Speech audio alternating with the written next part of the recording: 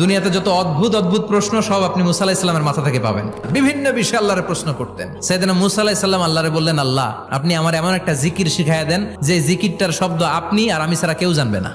দিনে রাতে সব সময় এই জিকির আমি করব, আপনারে ডাকবো, কিন্তু শর্ত হলো এই জিকিরটা জানবে শুধু আপনি আর জানবো শুধু আমি। আল্লাহ বললেন, মুসা পড়ো লা ইলাহা ইল্লাল্লাহ। মুসা আলাইহিস সালাম কয়, মাবুদ এটা তো জাতীয় জিকির, সবাই জানে। আমি তো চাইছি এক্সেলেন্ট একটা জিকির, কারো কাছে নাই, শুধু আমি জানবো আর আমি পড়বো। আল্লাহ বললেন, মুসা এই লা ইলাহাকে যদি এক পাল্লায় রেখে দাও, তাম বিশ্ব, 7 আকাশ 7 জমিনটারে তুলে যদি তুমি আরেক পাল্লায় রেখে দাও, লা রাজাহাত কাফাতু লা ইলাহা ইল্লাল্লাহ, মুহূর্তের মধ্যে লা ইলাহার পাল্লা ভারী হয়ে যাবে।